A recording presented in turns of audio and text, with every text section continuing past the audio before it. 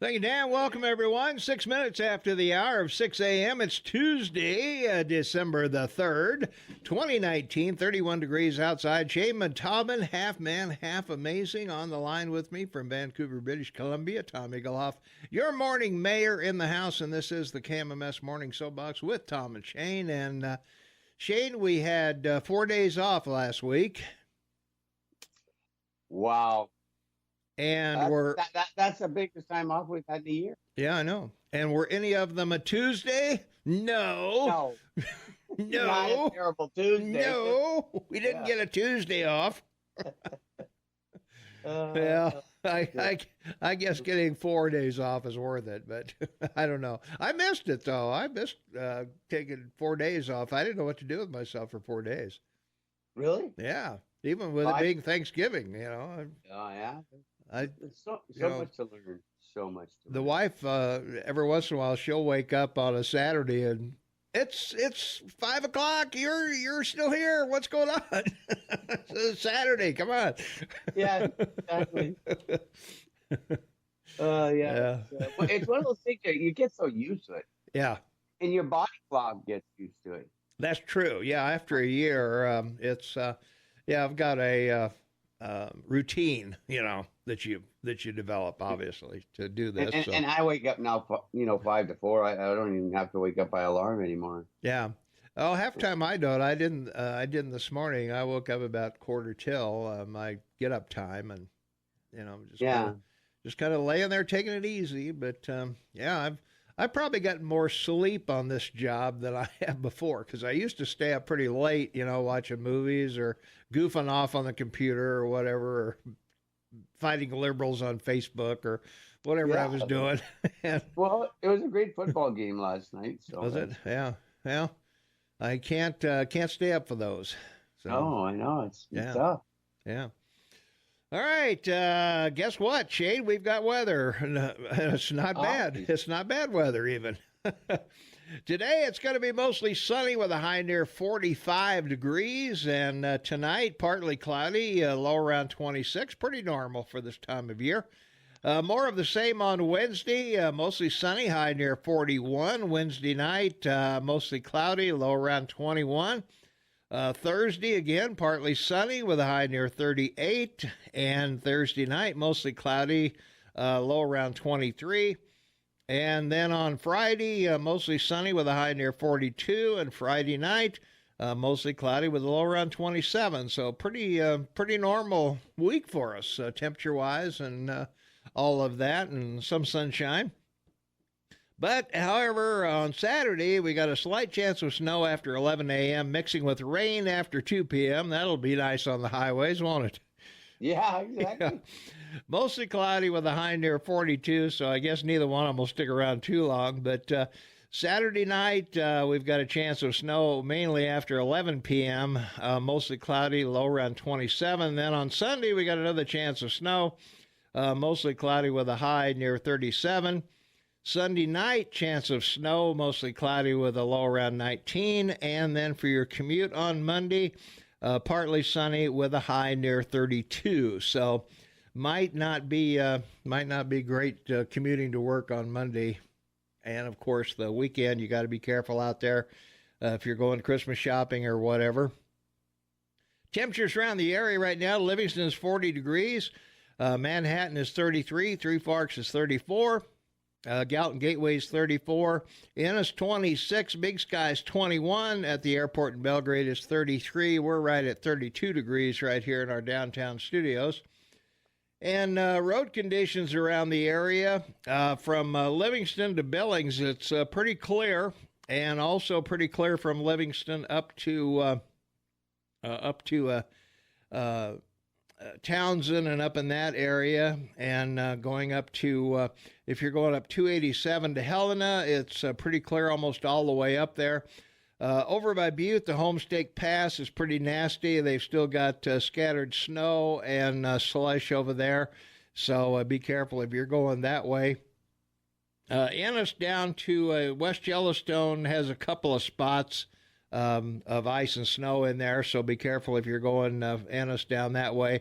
191 going down to West Yellowstone, once you get about halfway down there, you're going to run into, again, ice and snow in those shadowed areas of the mountains down there. Homestake Pass is open, but scattered ice and snow all along that area. So be careful out there.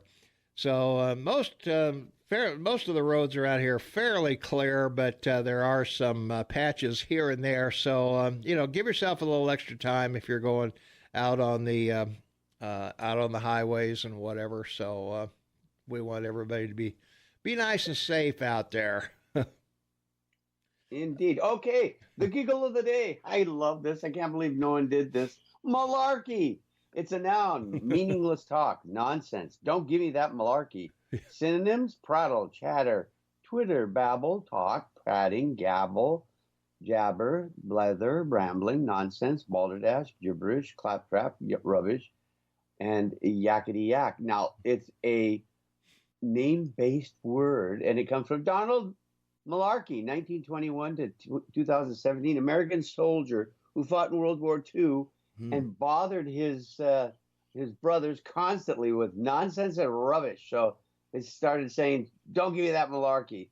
Other famous malarkeys: Gary Malarkey, former Australian rules footballer, 1953 born. John Malarkey, 1872 to 1949, American baseball pitcher. You know him? No, never heard of him. You're baseball, though. Yeah. Michael Malarkey, born 1983, American actor and singer. Never heard of him. Yeah. Yeah. And Alex and Kevin Malarkey, authors of The Boy Who Came Back from Heaven and the Malarkey poem, won the 2009 winning entry in the National Poetry Competition. So there's your giggle word of the day for the water cooler. Okay. Malarkey is the one. From our text line, 478-8298. Not getting you on the radio in my car in Livingston. Well, I'll have to check into that and see what's going on there. Maybe maybe the weather's got us a snafu over in Livingston for some reason. Yeah, the guy's frozen to the tower at the top of the building. Yeah, that's probably it. Yeah, we've had some tower issues, that's for sure. So, I'll text our engineer and let him know that maybe you're not getting on the air over there. If you have our smartphone app, you can maybe pick us up there, and so try that. That's right. Try that. You should have that. It's always a good backup to get our AM 1450 KMMS app. If you can't hear it on your radio, just pop the phone in one of those cup holder things they keep advertising all the time, and you just listen to us on your phone. And we're just as good on the phone as we are on the air. There you go. Yeah. That's right. Yeah. Works both ways. We might even sound better on the phone, With head plugs. Well, maybe. I don't know. Well, you have such a luscious voice. That's true. Our poll question of the day yesterday was, what did you eat for Thanksgiving? 69% of respondents said traditional turkey and trimmings. 5% had prime rib. 5% went out to a restaurant. 5% went to friends or relatives. And 2% had ham. And 2% were vegan, and 2% were vegetarian. Some other answers: Town Pump, PB&J, and coffee while plowing the interstate. There you are. That's right. Yeah. That's a good one. And the other one was pizza. There's nothing that says Thanksgiving like pizza. Like pizza. I mean, come on. All right, our poll question of the day: should Trump deal with China after the election? He said this morning that he is not in any rush to make a deal with China. He wants to make the right deal, and if they want to flop around and try to get the upper hand, he says, "Hey, I'm willing to wait till the election, whether I'm elected or not." So, well, and there's a lot more he can bring up after the election. Like he'll have more flexibility, won't he, after the election? Yeah. Like the million people they have in concentration camps, and no freedom, the lack the right to vote. I mean, there's so many things that, Yeah. And we just heard on the news this morning that you've got to get scanned, a facial scan, if you're buying a cell phone in China, because That's right. phone fraud and phone nasty stuff they're doing over there. So Well, and the fentanyl problem. I mean, they're murdering 70,000 Americans a year. Like, it's not good. Yeah. Tom, it's not good. Yeah. Well, in our early voting, 66% say yes, make them sweat. Make them sweat till after the election. And 33%, well, there's one other answer. It depends on when they capitulate. The tariffs are working. So, got that going for you. Well, $90 billion, they should be, right? Let's see. Let's look up what tariffs are right now. Let's see. Tariff revenue, $69 billion. $69,201,000,000. Yeah. Yeah, it shows on the debt clock, but if you go and read at like the Treasury Department and stuff, it's closer to $100 billion, they say. Yeah. Well, I think the debt clock is probably taking some taxes out. There you go. Good one. I don't know. Or maybe some fees. Yeah. Taxes and fees. Handling charges. Yes, exactly. Take it out of there. So, yeah. Well, let's see. The debt to GDP ratio continues to go down. It's at 106.65 from 106.71. So we're reducing the debt slowly. And that's right. You might think, oh, wait a minute, that's only 0.4%. Well, when you talk about 23 trillion, it's a lot of money. It's a couple bucks. It's just a couple of bucks. I'll take a couple of bucks. Just send me a certified check. I'm good to go. All right, we got to take care of farmers, ranchers. We got Headwaters Livestock Report, Lang Automotive, Gift Corral, and Maven's Market with aged cheese. You like aged cheese, Shane? Oh, blue cheese especially. All right. We'll be right back, so stay tuned. 24 minutes after the hour of 6 a.m., it's Tuesday, December 3rd, 2019, 32 degrees outside, and Shane Matobin, half man, half amazing, on the line with me, and Tom Eaglehoff, your morning mayor, is in the house. Jeff Krauss will join us at 8 o'clock. And coming up at 7:30, Big Brothers and Big Sisters will be in here because they run a gift wrap every year at the mall. And we're going to be talking about that. They have wrapped my gifts for many years because I don't do that kind of stuff, I mean, if you've ever seen me wrap anything, even meat is not pretty. So no, I can never be a butcher. I'd never, make that package nice and smooth and the tape on it and everything. Mine would look like, I don't know, roadkill. The roadkill? Yeah. Okay. Probably, yeah. All right, on this date in history, in 1818, Illinois was admitted to the Union as the 21st state, my birth state, Illinois. An embarrassment to the entire United States next to California. Land of presidents, Abraham Lincoln, Ulysses S. Grant, Barack Obama, and Ronald Reagan. Yeah. The governor's J.B. Pritzker. He's only worth $3.7 billion. The family owns the Hyatt chain of hotels. No one says anything about his hotel chain. No, they have two senators. Dick Durbin, we all know him. He's the whip in the Senate for the Democrats, and elected back in 1995. Tammy Duckworth. Yeah. She won her seat in 2016. Handicapped veteran.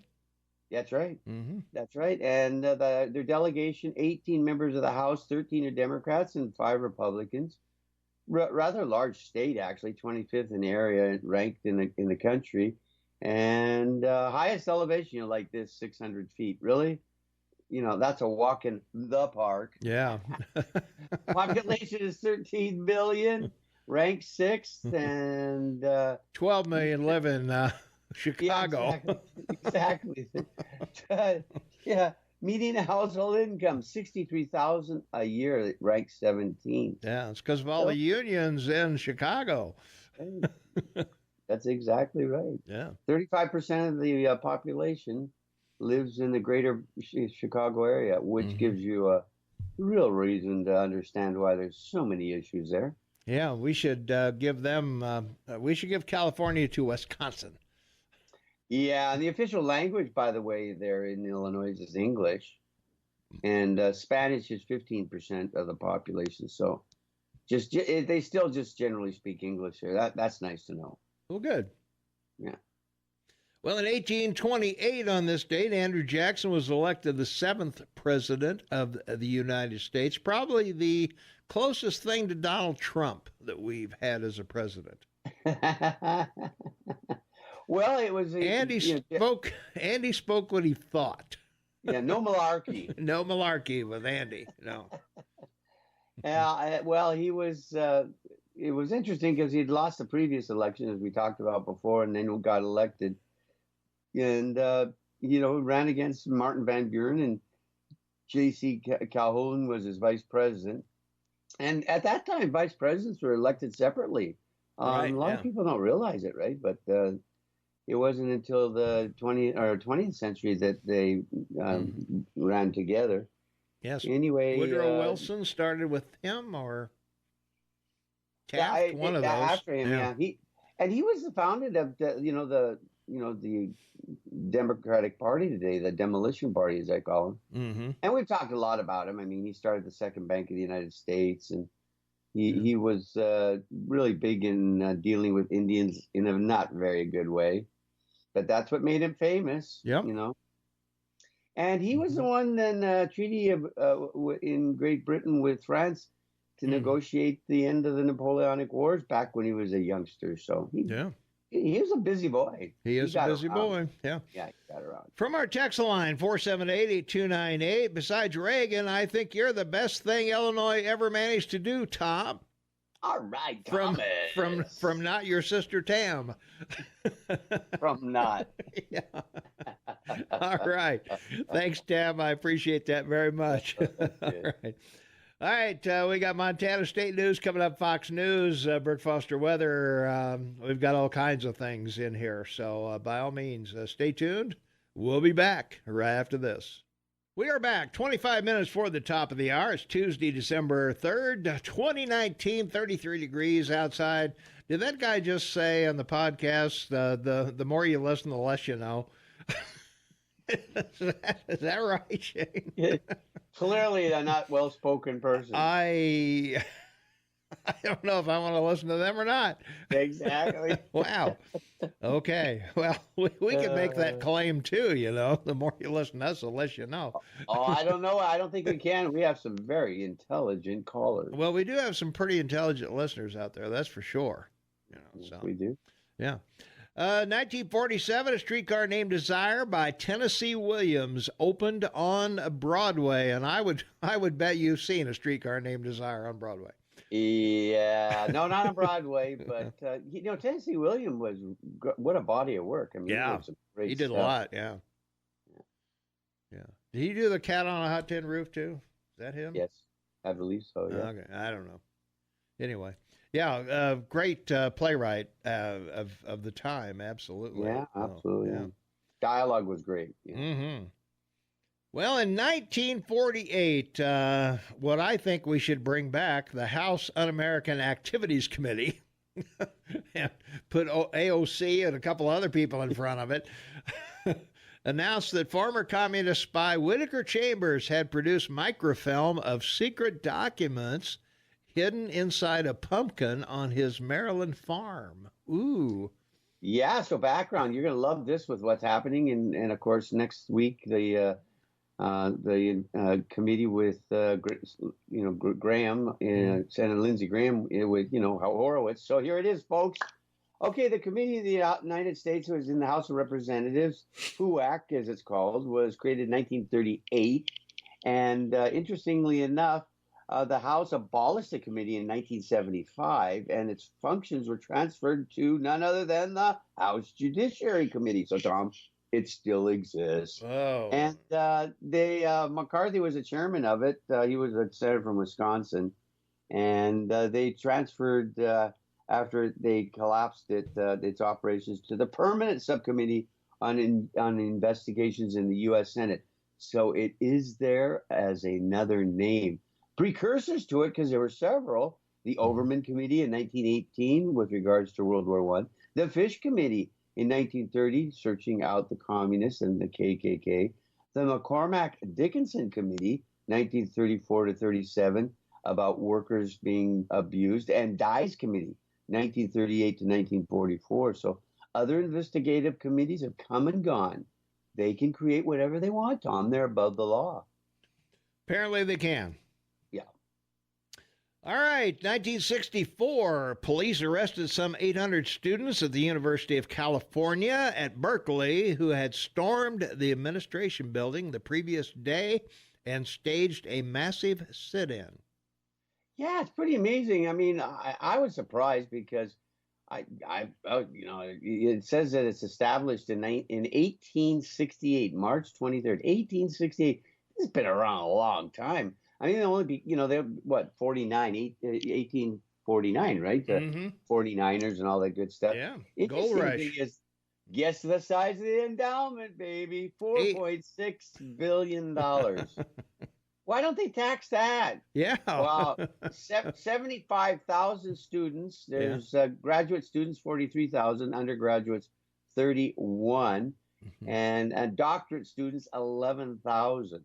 So the campus is only 1,200 acres. What?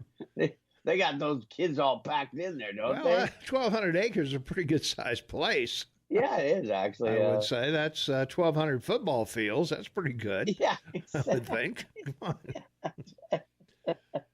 Oski is the bear, and the official mascot, just for those who want to know. Okay. Yeah. 1965, the album Rubber Soul by the Beatles was released. Another one of their big sellers. That's right. Well, all of it was. I mean, oh yeah. They'll be classical in 100 years, 200 years, like Chopin and Mozart and all the other big boys. I mean, but as a band, the body of work was just phenomenal. And well, the number of songs they wrote, whether or not you like all of them or not, I mean, they just put out song after song after song. Yeah. They were only together like 3 years or 4 years, I think, as the Beatles, and before breaking up and going their separate ways. So, but they were all talented because even the drummer worked out. Yep, that's true. Ringo Starr, he's still around. Yeah, he and McCartney are the only ones left, I guess, of the original four. And Pete Best was the original drummer. Got kicked to the curb, and they picked up Ringo, and away they went. A couple of heart attacks, and they're all back together again. That's it. Yeah. Well, in 1967, surgeons in Cape Town, South Africa, led by Dr. Christian Barnard, performed the first human heart transplant. Yeah, and the Brofmans, oddly enough, from Canada, the owners of the great liquor empire, financed his operation, and the Brofmans' grandson worked with him in Texas when he moved to the U.S. after the initial one. 8th of November 1922 he was born. But what a miraculous concept! I mean, if you've ever been in a theater, you just watch Grey's Anatomy, Sex and Surgery. But if you ever stand in a theater and look at surgery, it's just amazing because they have this temperament, like. It's a body. It's hooked up to machines, and they just go at it. Yeah, there's this is not simple stuff, folks. I mean, they dig and punch and cut and slash. I mean, it's pretty serious stuff. Well, yeah. But, if you open your chest, you got to cut the breastbone and open the chest up, and get in there somehow or other, or break a couple ribs or whatever. I mean, this was just the heart. Several years later, they started doing heart and lungs. So it's just. It opened up a huge aspect of surgery and medicine that didn't exist. Of course, the pharmaceuticals loved it because of the massive amount of drugs you needed to, for your body to adjust. That was the biggest thing, right? Yeah, the rejection anti-rejection drugs. So yeah. All right, we got to take another quick break here. We'll be back in 90 seconds. You can count them off if you like. So we'll be right back right after this. 16 minutes for the top of the hour. It's Tuesday, December 3rd, 2019. It is 33 degrees outside. We're looking for a high in the 40s today, and should be pretty nice all week long. And remember, you can get your weather anytime you want it at KMMSAM.com, or get it on our AM 1450 KMMS app. And you should download the app because we have stuff there no other station has because, well, we have the rights to Associated Press. So, and we're exceptional. And you're the Rocket Man. We are the Rocket Man, yeah. Just an FYI from our text line, 478-8298. Just an FYI, the Fab Four were actually together a total of 8 years. Still an amazing body of work for a mere 8 years, and that is certainly true. Boy, the number of songs they wrote is, pretty phenomenal. Well, that and the fact they created an entire new genre for music, right? I mean, Yeah. It changed music forever. Yeah, that was the thing. Sgt. Pepper's Lonely Hearts Club Band in there, and they introduced the sitar from India, and there was a lot of innovation that they did. The mandolin, and them and the beat and electric instruments. Let's face it, they're the ones who really made electric instruments acceptable and in mainstream. It was great. Well, I don't know. I'd say the Beach Boys were a little ahead of them, but I would. They came after them like a year. No, they didn't. Beach Boys were the Pendletons before they were the Beach Boys. Oh, were they? Well, that doesn't count. I've never heard of the Pendletons. Well, Beatles were the Quarrymen before they were the Beatles. No, they were. Yes, they were. They were the Quarrymen. Look it up. Yeah, the underground. Yeah, they were the underground. They played all the underground places in Europe there. Yeah. The old bomb shelters in England. Right. Yeah, there you are. Oh, let's see. 1967, the 20th Century Limited, the famed luxury train, completed its final run from New York City to Chicago. The 20th Century Limited.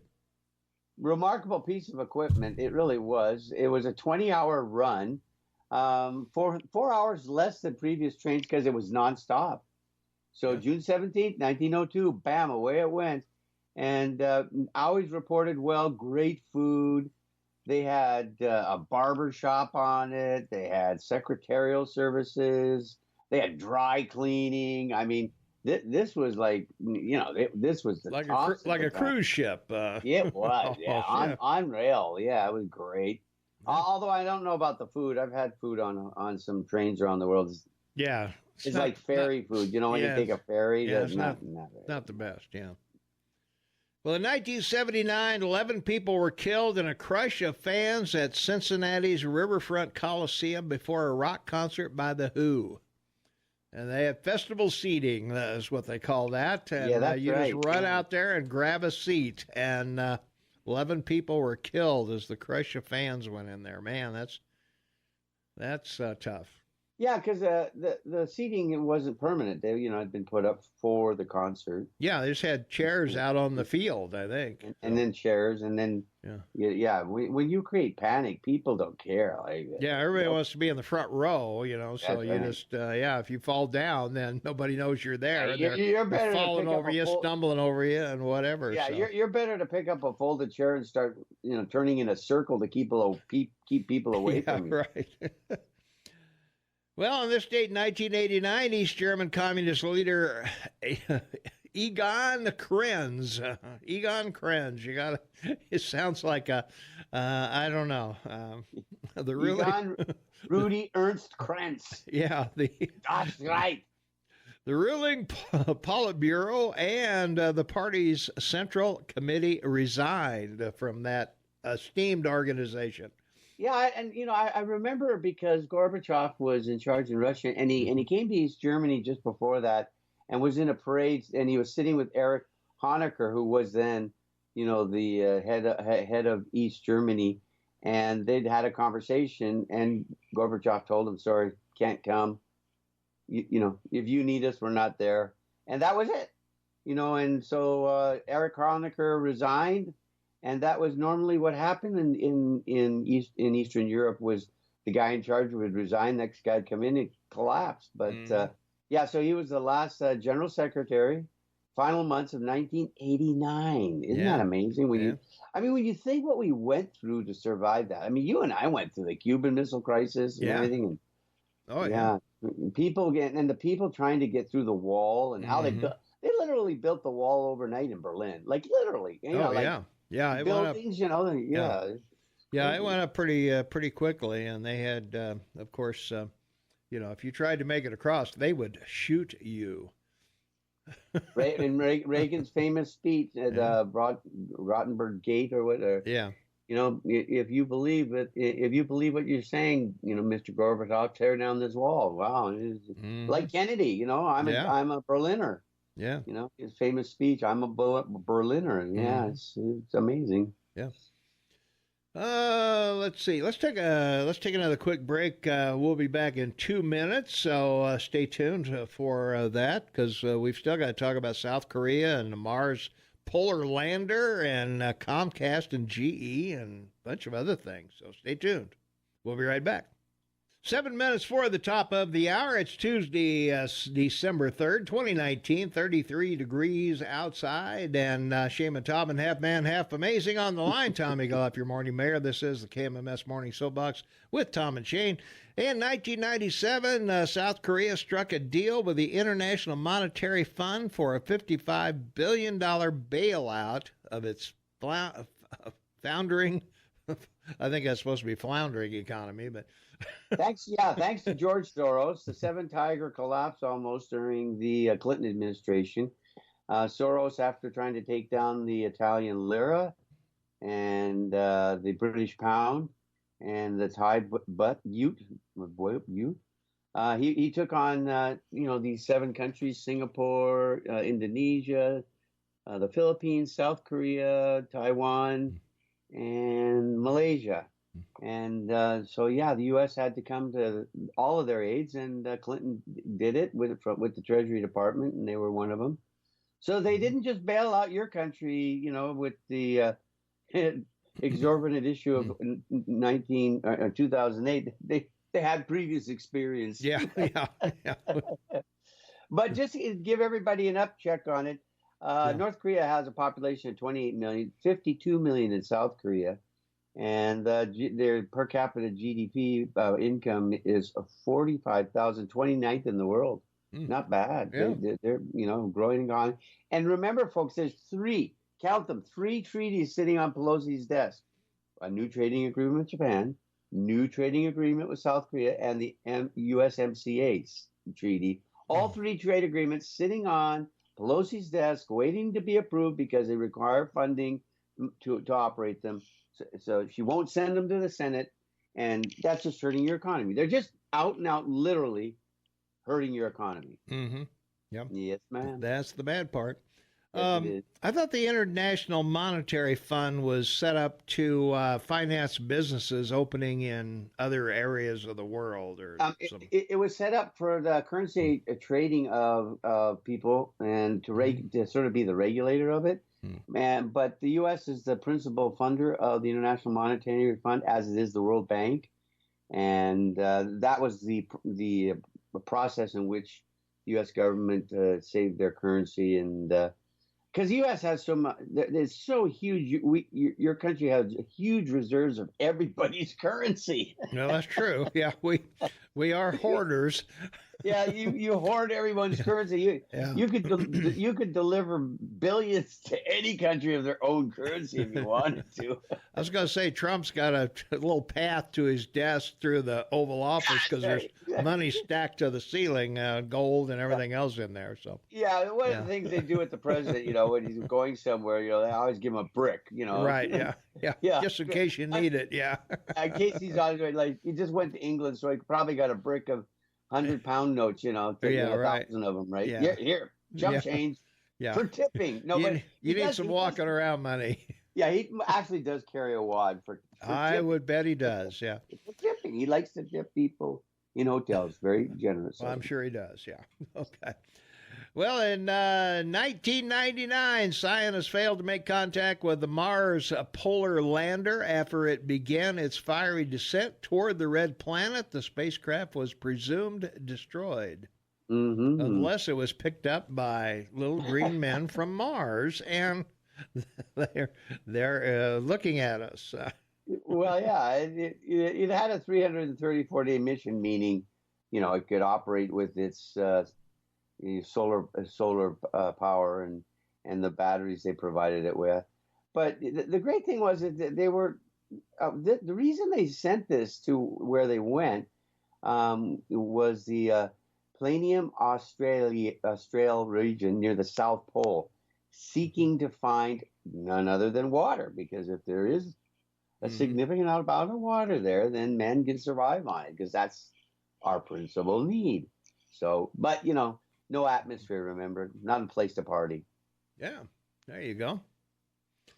All right, 2009, Comcast and GE announced joint venture plans, with Comcast owning a 51% controlling stake in NBC Universal. Yeah, we started talking about this in GE a year ago because of what's coming, with G5 and streaming. Mm-hmm. They're all in trouble, folks. So, this is one of those situations that you have to look at. I mean, a huge company. I mean, it's only started 56 years ago in 63.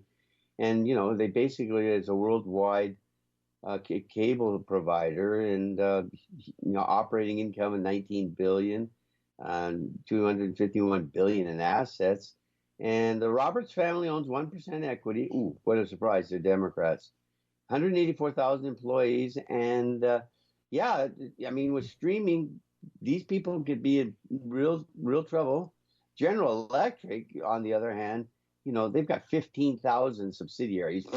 And this just happens to be one of them with Comcast, NBC. Yeah. But their revenue is monstrous too, $121 billion, 283,000. And GE is the most represented American company in the world. They're in more countries than any other corporation. Yeah. Well, on December 3rd, 1985, Anna Freud, the Australian-born psychologist who pioneered the field of child psychoanalysis, there you go, was born on this date. One of those psycho words. In 1895, yeah, she was a psycho for sure.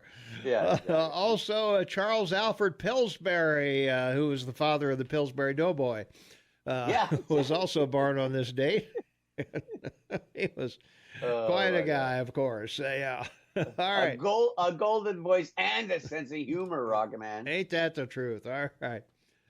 All right, we got to take a break here. Top of the hour, we got Fox News coming up. Got Montana State News, Brooke Foster weather, all of those things. We'll be back right after those, so stay tuned. Hey, don't forget to get our KMMS app, our AM 1450 KMMS app on your smartphone. Take us with you anywhere. You can listen. You can app chat us from your phone right next to the listen button. Get the weather anytime you want it. Get news anytime you want it. We'll be right back with more right after this. Stay tuned. Thank you, Dan. 6 minutes after the hour. It's Tuesday, December 3rd, 2019. 33 degrees outside. We're looking for a high in the mid-40s. And Shane Taubin, half man, half amazing, is on the line with me in Vancouver, British Columbia, in beautiful Canada. Of course it is. Our northern neighbor and trading partner. Big one, baby. It's the big one. That's right. Well, as we reported the other day, Bullock got out of the race. Finally, I don't know what made him think he would get in the race, but anyway, he joins Governor Jay Inslee and former Colorado Governor Shane's favorite, John Hickenlooper. Yeah, I like him. What a great name, huh? President Hickenlooper today. Lost two nuclear attacks. Only half his name would end up on the lawn sign. I mean, yeah. You have to have an arrow. With an arrow, you turn it around. Yeah, continued on the back. Yeah. Bullock, 53-year-old two-term governor and former attorney general, had the textbook resume for primary success in past presidential election. He's a former labor lawyer and a gun owner whose governing record included expanding Medicaid in a red state, touted across the aisle appeal, arguing he was the best bet to defeat President Donald Trump because he was the only Democrat candidate to win in a state that Trump won in 2016, and that was the only thing he had to run on was, nobody still knows how he did that either. Well, he got some help along the way. He did get money from Democrats when that was needed. Well, apparently so, but I don't know. Well, the Bozeman City Commission voted 3-2 to ask voters to okay the new fees for a special district in May to pay for park maintenance. Shane. Oh, I'm rubbing my hands for Jeff today. Oh, we've got to see this. Yeah, 3-2 vote. We'll have to ask him who the other one voted against it was. But I don't know. But, yeah, we'll be talking to Jeff about that. The city estimates the election will cost about $50,000. This will be in May. And half the cost of hosting a March special election, which was also on the table. And the city also has $27,000 in the budget to tell voters about the potential. I guess they're going to have lawnmowers on display, maybe, and I don't know, weed sprayers and things like that. I don't know, man. It's too funny for me. I mean, 15 minutes you're in the wilderness. I don't get it. Well, a little history on this for listeners that may not be aware of it. Several years ago, I think going all the way back to Steve Kirchhoff probably, any subdivision that came into Bozeman had to have a park for the chillins to run around in. The snappers. The little, the carpet rug runners or whatever. Had to have parkland there, and so heaven forbid we put up housing there, but no, we've got to have a piece of land with just grass on it. No playground equipment, no basketball hoops, no tennis court, where's nothing. Gym? Yeah, where's the jungle gym?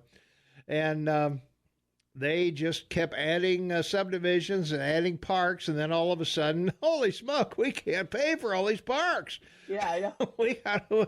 Who's going to mow these things, and who's going to take care of them? And heaven forbid, we'll cut something else and live within our means. Yeah, you go out with your kids with a Frisbee to play in the park, and there's, guess what, everywhere? Dog poop.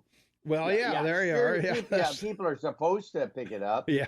And probably 70% of them do, but that means there's even fewer that you can find or, try to avoid. But that's right. It's still, you'll particularly find it if you have new shoes. Yeah, that's right. And you gotta watch out for that bears because you know what they do in the woods, right? Or in the park, or in the park. Yeah. Well, anyway, last year the city estimated a $7 million backlog in repairs and upkeep for Bozeman parks and trails. And do I really have to bring up the collapse of Bozeman, the Bozeman Pavilion? They didn't take very good care of that thing. Whoever went out and inspected that needs a refresher course in inspection technology, I guess. Yeah, we took a couple of bites out of Jeff on that one last summer. Remember about that? Yeah, that was. I mean, it was laughable. Seriously, I mean, they just needed to paint it. Yeah. But they can go out all summer long in spring and water the hanging plants, right? Yeah. Well, apparently they can't join the general election there's some law against that. They first looked toward the November ballot. But Bozeman staff discovered a state law that blocked the ask from joining a general election. So the commission landed on picking another election after public comment pushed against the idea of a unilateral commission vote that property owners could protest. So Commissioner Jeff Krauss voted against the measure. No surprise there. After a history of pushing against the district's creation, and Deputy Mayor Chris Mell said he voted against the measure because he thought the ballot language was confusing after the city identified the district as a priority years ago. And the next step for the city to transfer the resolution to the Gallatin County Clerk and Recorder to join the election, and the city manager will be in charge of an educational campaign on the issue that will include a website, Shane. Ooh, we'll be able to go to the park website. Wow. Well, you know what that means? Yeah. More taxes. Lots of pictures. Lots of pictures. They're getting a lot of use out of their $27,000. Yeah, So, I I love don't that. know, man. That's pretty good. So, man, yeah, heaven forbid these guys should live within their means, you know? Really? Yeah. I mean, you impose these things, and then with no idea how you're going to pay for them, and then you come out and slam the residents of the city for doing this. And Well, regrettably, the federal government, that expression, kick the can down the street, is now, yeah, that's. It's the expression of every government in your country. I was going to say you're kicking the can down the street, hoping it'll fill up with money from the taxpayers, throwing it out in the street. Yeah, that's right. I don't know. All right, the county, they're not off the hook either. We got to talk about the county commissioners on Friday. They spent $15,000 to advertise the Law and Justice Center. Accounting expenses or advertising expenses counted for approximately $5,700, with $3,000 paid to the Bozeman Daily Chronicle and the Belgrade News, $2,000 to KXLF for producing 3 educational advertisements, and $608 to Facebook for posts explaining the project and announcing educational events. Well, you got to write this down, because we got to ask these commissioners if they have someone that is, tech support, right? Like chief tech officer. And if they do, well, why didn't he just do that as part of his job? Like, well, you got to pay for an ad, Well, I guess you could probably put it. You could put up information about the Law and Justice Center for nothing on a Facebook page, Facebook and Twitter, and all those would be free. But so I don't know. It's bad enough they tax you. Never mind taking your tax money to advertise to tax you. I mean, I'm sure it must be that's an oxymoron. Yeah. Well, voters rejected the L&J 55% to 45%, and the bond issue would have enabled the county to build a 2-story building near the existing Law and Justice Center, which the commissioners have said is unsafe and too small to meet the county's growing needs. So I guess they're going to be in there for a while. The other thing that wasn't explained very well, too, is that they're going to have to tear down the old one and truck it away, haul it away. I mean, that's some bucks right there. I don't know. Shouldn't they have a fire department training thing, where they burn it down? And that would be it. Yeah, let's burn it down and let the fire department take care of it. Yeah. Let them train on that. CO2. Yeah. We don't want to cause CO2. Oh, gosh, no, we'll get calls on that. Forget that idea. Bad idea. Yeah, Belgrade did that a few years ago. They set fire to a house right by the freeway, actually. You could drive by and watch them fighting this fire in this residential, 1-story home. Unbelievable. Yeah. By the way, just briefly speaking, California finally been relieved of their fires with rain and snow. Yeah. But did you see that refinery fire in Texas? My gosh. What a mess that was. Yep. Whoa. They got a real mess on their hands down there. That's for sure. As they say, a real burner there. Yeah. A barn burner, to say the least. Yeah. Yes, exactly. Well,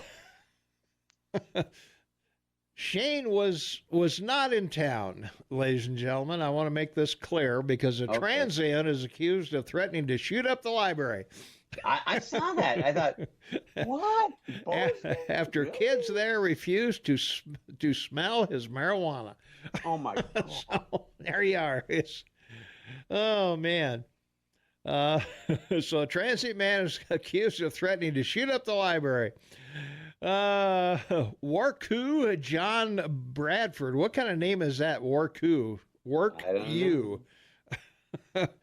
He's charged with felony criminal endangerment. He appeared Monday in Gallatin County Court before Brian Adams and set his bail at $25,000. Wow, $2,500. Yeah. Speaking of that, Michigan just okayed pot. That's right. And I was watching on TV, the line half a mile long to get in this pot shop. I mean, now I realize in a state of Michigan, a half-mile line of people is not very many people. Well, not at a football game. But I mean, this thing goes for blocks and blocks and blocks. I mean, I just I don't understand the attraction, but I don't know. I've never been a druggie, so I don't know. But anyway, America's pastime used to be a case of beer. Well, now it's 6 joints. Well, apparently, so I don't know. But anyway, we got to take another break. We'll be back in exactly 2 minutes, so stay tuned. Don't go anywhere. We got a lot more to talk about. Big Brothers and Big Sisters will be in here at 7:30. Jeff Krauss will be here at 8. So we got a lot to do, so don't go anywhere. 20 minutes after the hour of 7 a.m., it's Tuesday, December 3rd, 2019. 33 degrees. Yeah, all day long. 33 degrees outside. Jeff Krauss will join us at 8 o'clock. Big Brothers and Big Sisters will come in at 7:30. They've got a gift wrapping project going at the mall, I believe. So we'll be talking about that with them. And the guy who was going to shoot up the library actually had a loaded gun, Shane. Oh, my God. Yeah, he was ready to go. A real quick market update. Futures have the Dow down again today, 312 before the opening. Mm-hmm. Standard & Poor's down 30, and NASDAQ 105. I think that this is not a good swell. I think this would be more than a correction right now. And I think a lot of it has to do with Disney and their announcements of the number of subscribers they're getting, because that's who's getting hit. Tech companies and entertainment companies. The cable companies like Comcast and GE, they're hurting, buddy. They're hurting. We gave everyone a fair warning a year ago, right? Yeah. Well, according to the big news, I guess, is that Trump said he may not talk to China till after the election. I think that's the bulk of what's taking the market down. Well, I just think that's cover for people that are selling anyway. But blame it on Trump, right? Well, yeah, you got to. He takes credit for it, so you gotta blame him for it. Yeah, absolutely right. Yeah. Well, let's see. In case anyone wants to know, Venezuela.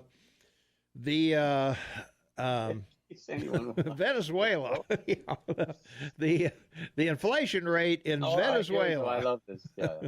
Yeah, is what is it? It is so hard to tell. Well, it's come down quite a bit. It's only 39,113 from about 2 million before, so it has come down somewhat. It's 39,113.80% inflation in Venezuela, and the next closest one to them is Argentina at 50%.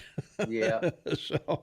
So to give you an idea of how good that is, next in line would be Iran at 28%. So, but the remarkable thing is there's so many countries that are heading towards failed states, which were developing countries. These are all developed. Mexico's another one. I mean, we talk about this to keep everybody aware. And the remarkable thing is it has no effect on America. How cool is that? Yeah, that's pretty neat. Yeah. Well, according to Trading Economics, actually, our debt to GDP has gone down from 106.76 to 106.10. That's because you're at $3.5 trillion on tax revenue. Mm-hmm. That's huge. That's it. See? That's a big jump. $700 billion more in tax revenue. Mm-hmm. Wow. Well, and also setting records, in spite of the fact the tariffs are probably going to cost people about $800 a year in extra cost here and there, depending on what they buy, depending on who passes it on and who doesn't. But the remarkable thing is that if you get this president reelected and the economy does grow and the revenues go over $4 billion, he'll be able to balance the budget. How cool would that be? Woo. Well, it would be. I don't know. We've let's see. So far, we've got 69 billion in tariff revenue, 69.2 billion in tariff revenue. You think it's a little higher than that? I think. Yeah, I think they're taking out the fees and the handling charges and whatever. Billions and billions. Right. Yeah. It's probably about 30 billion now. So. Let's see, from our text line, Venezuela had a crazy debt and corruption. Couldn't happen here. Well, not to that extent it couldn't. No, I don't think so. I don't think that's going to happen here anywhere near that. So that's mostly because we have a different form of government than they do, and also we have checks and balances to make sure things like that don't happen. That's right. But That's right. I mean, even the 2008 and 2009, well, 2007 to 2009, I guess, to be accurate. That's right. Yeah. The stock market went down to 6,900, and 6 months later, it's back at 12. So, Right. so yeah, we have the ability to recover a lot faster than Venezuela does, certainly. That's right. And if this correction continues, and I'm not giving advice, this is just an observation. If you have bought cash dividend paying stocks, just be patient, because that's when if it does correct, those are, those stocks, and those are the ones to buy in a correction like this. Mm-hmm. Keep averaging your costs down. So I mean, Yep. this may be a good opportunity for those of you that are understanding the viability of having cash dividend stocks for your future. Because right now, the real estate's the only thing that's going to provide you with the money you need to retire. Really, come on. Let's see, from our text line, 478-8298, regarding the park fund, the park tax or whatever. Don't the HOA fees in these subdivisions cover the green space maintenance? Stop pushing the wilderness. We don't need more people in the mountains. Well, that's true. I guess we don't. But go to Salt Lake and Lake and look at the city, or look at the houses right up to the base of the mountains there. People were in the mountains were 150 years ago, and they were called mountain men. That's right. Yeah. Bozeman, who found Bozeman. Right. Yeah.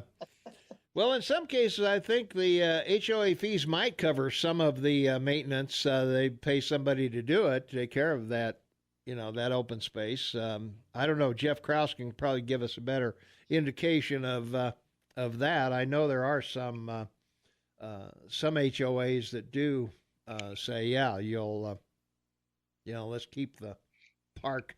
Some take care of it on their own. They just, they live next to it and they don't want it to be overgrown with weeds, so they just take it on themselves to take care of it.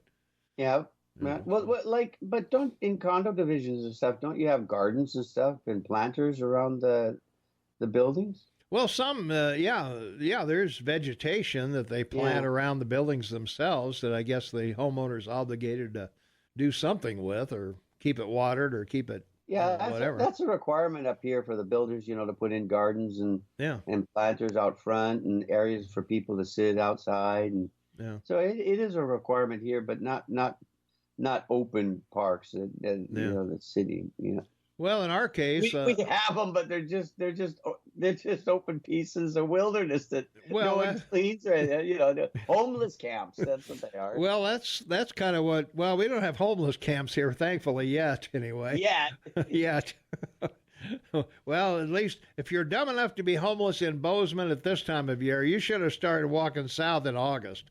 That's right.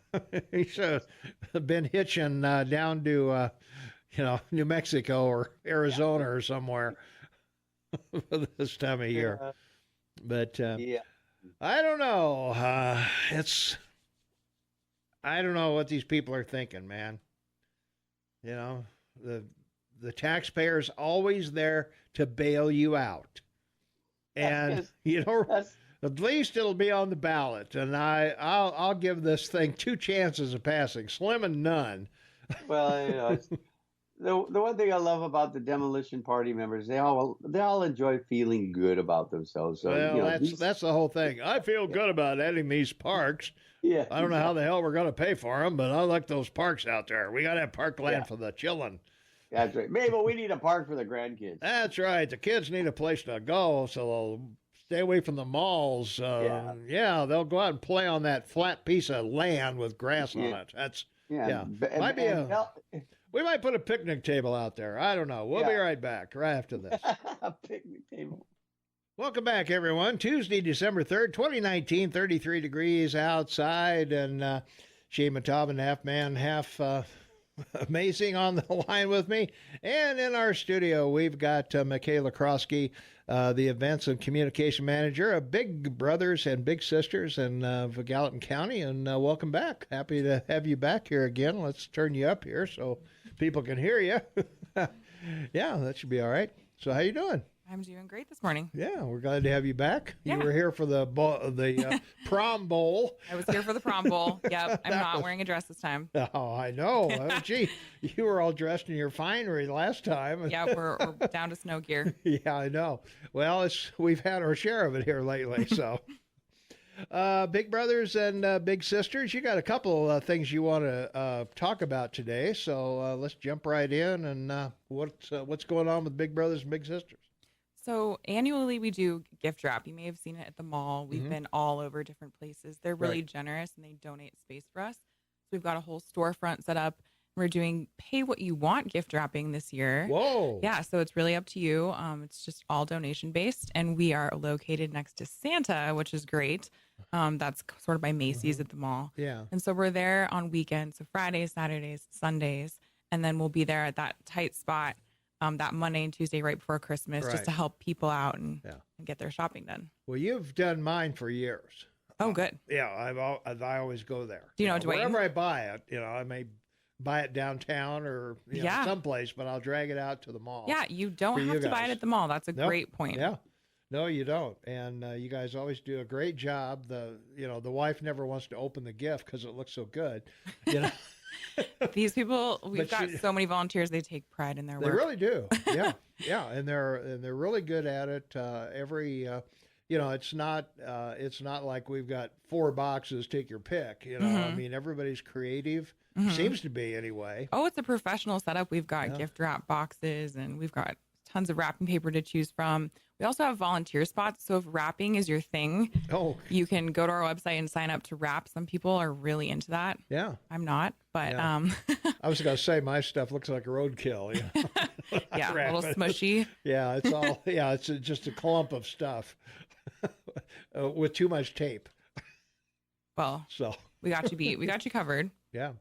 Well, that's great because before I think you did have you had pricing based on the size of the box and things like that. Yeah, we just gave it up this year. Yeah, like pay us what you want. Well, I hope people will, take that to heart. That it is a good cause. Obviously, Big Brothers and Big Sisters. We've supported you guys for years. Yep. And I've got complete faith that everyone will come through. I think they will. I think everybody's in the giving spirit, and if they're not going to wrap their own, or if they're going to be like me, I don't mind. I'll pony up to have you guys do it. Saves you time. Well, it does, and then all your gifts can match. You don't have to buy the wrapping paper. I've been ordering wrapping paper all month. Yeah, I bet. Yeah. we've got everything ready to go. Yeah, and almost any size. Maybe they can't wrap recliners or stuff like that, but I think we've wrapped refrigerators. Have you? So we're geared up for whatever comes our way. But yeah, typically people are just bringing in stuff they want to mail or quick things that they've last minute things. I know we've got a huge crew on right before Christmas. Yeah. So I always do mine the 24th because it's just who you are. Me too. We'll see how it goes. I always wait for the gift to find me rather than me finding the gift, I just go out and wander around and all of a sudden something pops up and there it is. That's a good way to put it. You'll love. I know. Because of this, I'm personally a bit behind, so I'm going to be having, I'm going to be having some volunteers gift wrap for me as well. Well, there you are. All right. Let's see. Let's take a quick break. We got another thing you want to talk about. Yeah, coming up this weekend. Okay. All right. We got a big deal coming up this weekend, so let's talk about that when we come back. Stay tuned, and we'll be back in 2 minutes. 17 minutes for the top of the hour. We're talking with Michaela Krauss, who is with Big Brothers and Big Sisters, and we've got a gift wrap situation going on out at the mall. You're going to be out there in front of Macy's by the Santa, so that will be a great place to be. And we got another event coming up this weekend that you want to talk about, so let's go for that one. Yeah, so this is annual Christmas Stroll downtown Bozeman. We'll close down and we'll do the holiday thing. Allie Holbrook is the owner of Festive, and she does holiday wreaths, and she goes out and she collects all the greens, and she just wants to do something for the community. And so she's going to have a kid station set up. She's got 60 spots, which sounds like a lot. And I'm going to tell you it's not. This weekend, she sold 120 spots in her classes. So she's going to be in front of Heyday, and we'll be helping her out. And basically, you bring your kid down, you sign up. They're going to be able to make a little 12-inch wreath. It's going to be probably prettier than what you bought at the store. And all the proceeds benefit Big Brothers Big Sisters. Okay, yeah. That'd be cool to have the kids come out and make their own wreaths. And yeah, it's going to be take them fun. home and throw them up for Christmas. I made one this weekend, and it was a really, really good time. Yeah. I suppose they help you with how to put it together. And yeah, it seems complicated, but you just really stick a bunch of pins in there. Yeah, I was going to say, you just kind of put it all yeah, and together. I used to be a teacher, and so I'm excited to see what kids create because they'll always blow you away. Yeah, no, they're fun. We've got I told you we got the huge one here in the station. Yes, Tom has a massive 3-foot wreath. It's huge. I'll have to post a picture of it on Facebook for you. So that's pretty good. Yeah, Shane's enjoying it. Yeah, right, Shane. I don't know. You turned me on. I got you on. Anyway, you're on. Well, folks, these people are terrific. The volunteers are terrific. They wrap your packages very quickly. You don't have to wait in line. And they both have said they're beautiful done. And keep in mind, their cost is about $3 a package. So lift up, give them a little bit more. Well, this time, add to that, save that cost so that they can make some money. Yeah, this time you pay what you want. Yeah, you decide. Yeah, so. That's what I'm saying. But I want to give people an idea that the cost for these packages for them to do for you is like $3. So be a little generous this time of year and give. So give 10. Yeah, 10's reasonable. I think 5 to 10. Yeah, exactly. Yeah, 10 or 15. Yeah, that'll work. So the Christmas Strolls this Saturday, and so we're going to be out there making wreaths and all kinds of things there. So. And there's 60 spots for these kids to come out there. Do they register there at the Christmas Stroll? You got to be there to. Yeah, I guess so. It's first come, Otherwise, first serve. It's kind of difficult. Yeah, we're just gonna have people pop up, and we'll put you on the list and get you going. Yeah, that's great. Yeah, and that starts at what, 5? Around 5 o'clock to 7:30 or something like that. Yep, I think the technical time is 4:30 to 7:30. We're gonna have half an hour slots in there for the kids. Okay, yeah. So, all right.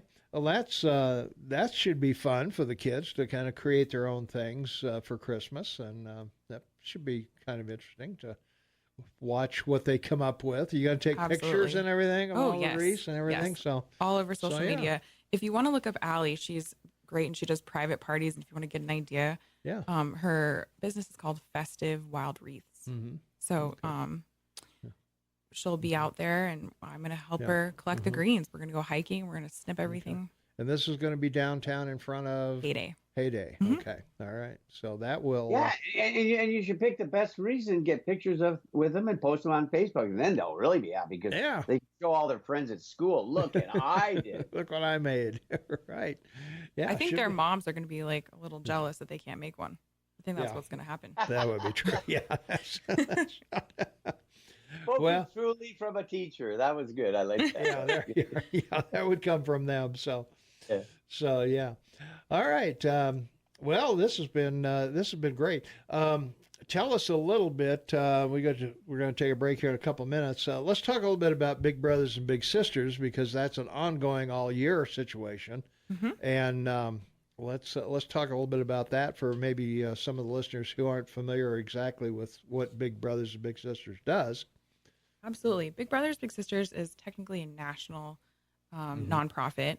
We are a local affiliate, and so we actually cover 3 counties right now. So Gallatin County, Madison County, and we're going to reach on over into Park County soon here. We do one-to-one mentorships. That's our focus. And because of that, we need bigs, volunteers, maybe somebody who just loves kids or wants, an extra hour or two there. And we match any kid who feels like they need a little extra support with an adult. And they go out and do fun things together. The idea is that they create a long-term relationship.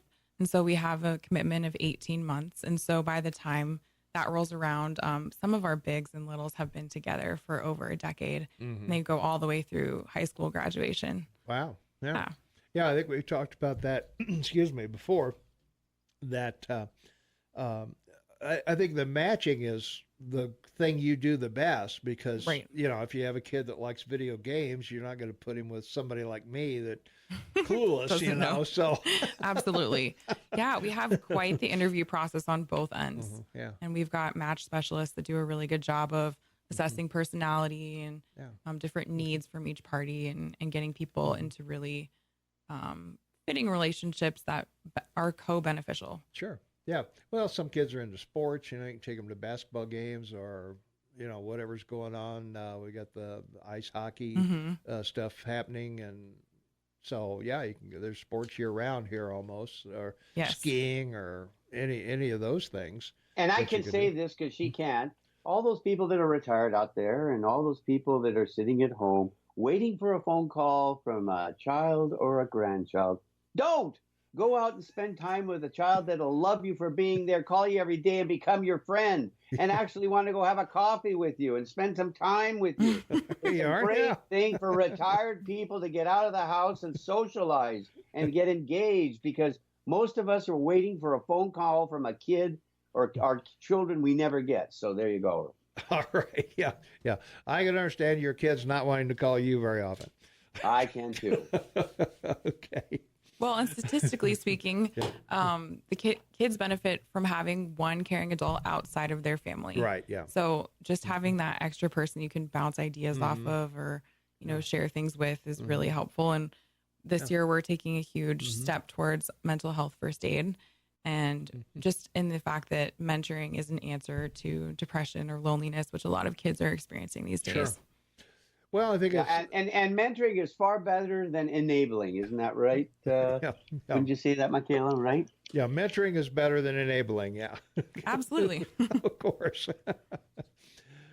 The other thing I'm wondering about is a lot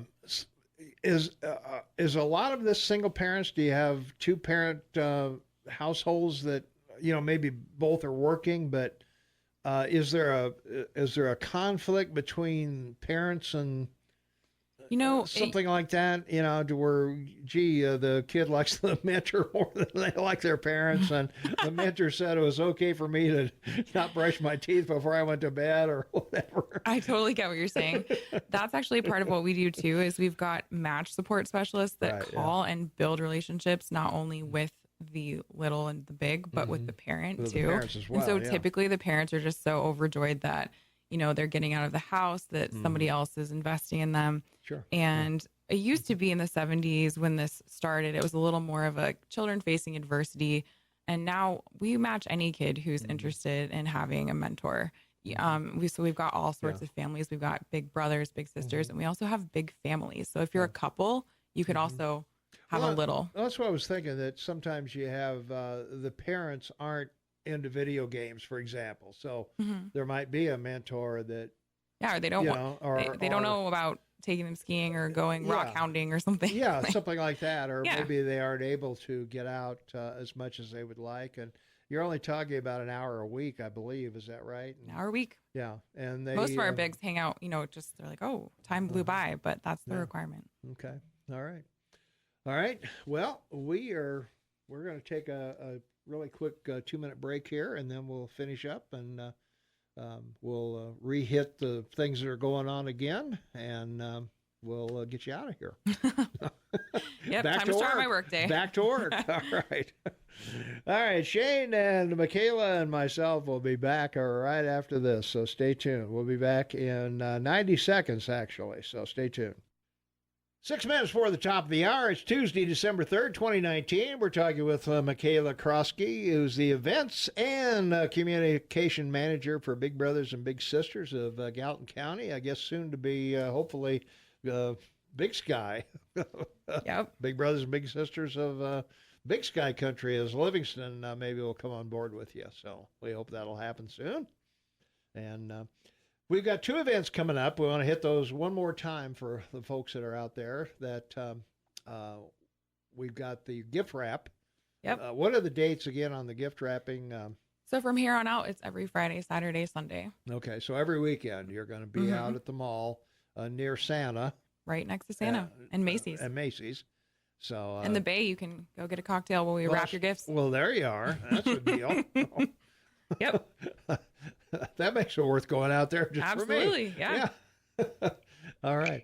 And we've also got the Christmas Stroll coming up, and we're going to be, the kids are going to be able to make wreaths there down in front of Heyday on Main Street. And, partnering with Festive, making some wreaths, all proceeds benefit. That's also pay what you want, so it's all donation. Yeah. So take your little rugrat down there and have them make a nice wreath, and they can take it home and say, "Hey, look what I made!" And get them involved. Did you give anybody involved? Yeah. Sometimes a Christmas stroll is not super fun as a kid, so I'm excited that we're offering something for them to do. Yeah, do you give anybody receipts so they can write it off on their taxes? I don't know if they want to write it off on their taxes or not. Or it's a donation. You can. I can work with you on that. Yeah. It's the beauty of a nonprofit. Yeah, you can get a receipt. Yeah. So ask for a receipt, folks, and you can write it off as a donation. Yeah, right. So if you're really desperate for a $10 or $15 deduction. Well, it depends. It depends on your Christmas shopping. That's true. This could get crazy. Pizza. Could be big bucks, yeah. That's a pizza. Yeah, I'll give you a pizza. All right.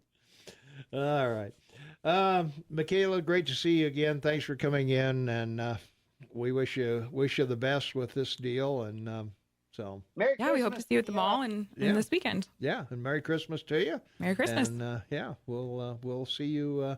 We'll see you again. Jeff Krauss is going to join us. He's out there wandering in the halls. Jeff Krauss. Yeah. He's the three-time mayor of Bozeman and current city commissioner, at least till the 31st. He's done on the 31st. So, winding down. Yep. So he's we're going to be talking with him about the parks. They want to stick you with more property taxes to pay for maintaining the parks that they insist all the subdivisions have to have. So that's what we'll be talking with. Is it a dog park? Because I'm for that. I don't know. They just say you got to have parkland or you don't get your subdivision approved. So I don't know. Yeah. But we have, we got a couple of good dog parks. One out on Flanders is pretty nice. I just got a puppy, so that's where my head's at. Well, Jeff's got his puppy with him. So Peanut. Okay, we're gonna have to say hi. Mouse is his name. Mouse. Yeah, Mouse. Yeah. Cute. Mouse and Krauss in the house. Coming up. Mouse Krauss. I know, it's pretty amazing, isn't it? So we'll be talking. We'll be talking with him. So once again, every weekend you're going to be at the mall. By Macy's at Santa. Wrapping your gifts for you. And then on the Christmas Stroll in front of Heyday, we're going to have 60 spots for kids who want to make wreaths and things. And there'll be some folks there to kind of help get you started and figure out what to put on your wreath. Yes. And Allie's magical. She's going to help you make your wreath look amazing. All right. And your kid's wreath is going to look better than yours. Yeah. Well, anything would be better than probably what I would make or whatever. So I don't know. It's really satisfying to take some greenery. And it is. Yeah. Make a wreath. Yeah. Well, I grew up in the floral business. My dad and my brother were florists, and they used to make. I used to help them make wreaths every year. Oh, well, then you have to come by and show us the magic. Yeah. I don't know. I didn't make the one behind me, just so you know. No, that's a different story. That's amazing. Yeah, it's pretty fascinating. So, all right. Well, we'll be chatting with Jeff here in just a few minutes, and we really appreciate you coming in. Thanks for having me. We really appreciate Big Brothers and Big Sisters. We're always happy to support you whenever we can, of course.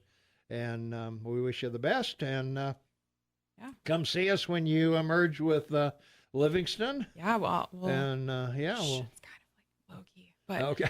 I'll be back to talk about that because I'm super excited about it. Okay. Well, let's hope the bean counters and everybody that has to can work it out. So exactly. All right. Merry Christmas to you. Yeah. And happy holidays. And we are. We'll see you 2020. On the 24th, I'll be there to get my stuff wrapped. Oh dear. I know. All right, that's going to wrap it up for us. Thanks, Michaela, for coming in. And Jeff Krauss is up next, so we'll be right back right after these important words, so stay tuned. All right, thank you, Dan. Welcome, everyone. Jeff Krauss is in the house, three-time Mayor of Bozeman, current city commissioner. And how you doing? Good. Yeah. It wasn't too late last night. Oh, yeah? Yeah. Didn't have to extend the meeting? Yeah, we extended the meeting 2 or 3 times. Oh. Yeah, we got Done before midnight. Got a little strange there at the end. Yeah.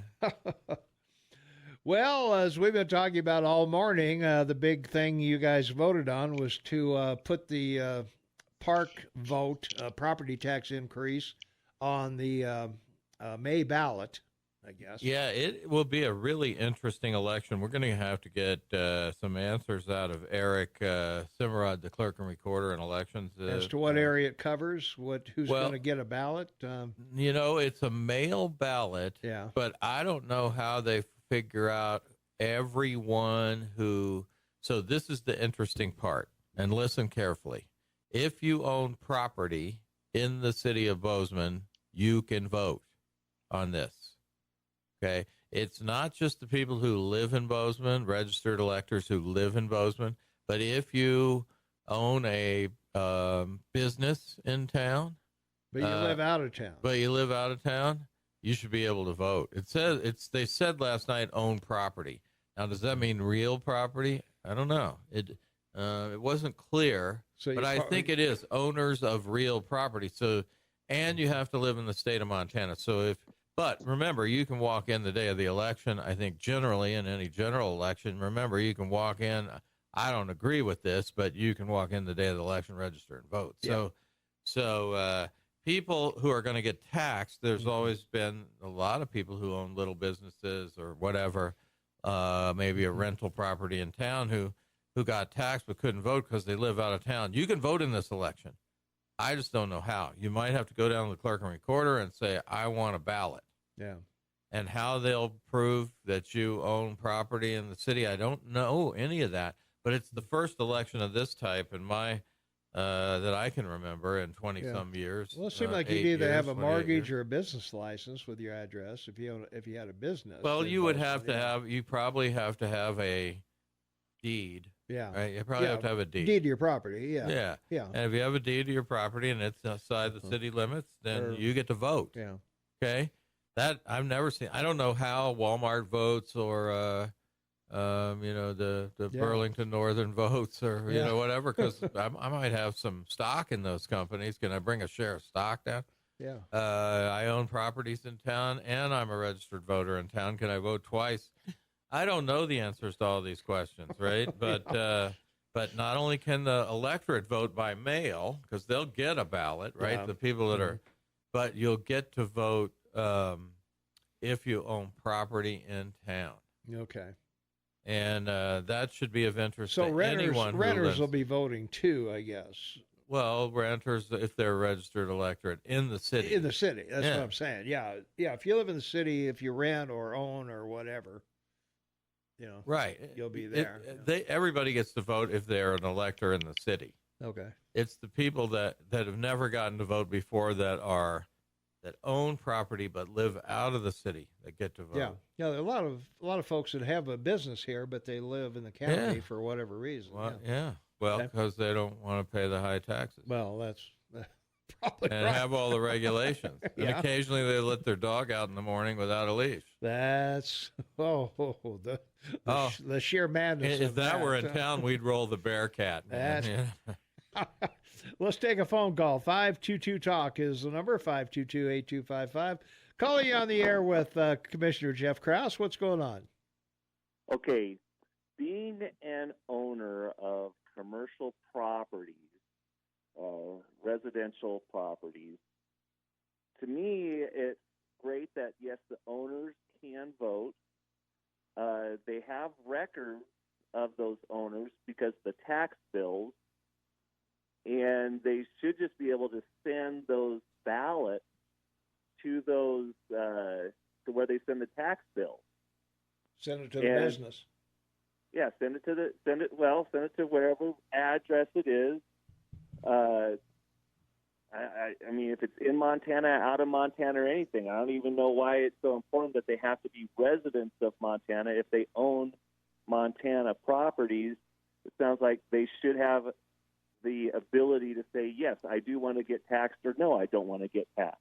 Well, I do know that the state law governs, right? So the state law is you must be a registered elector in the state of Montana. So you have to be a voter, registered voter in the state of Montana. That's the law.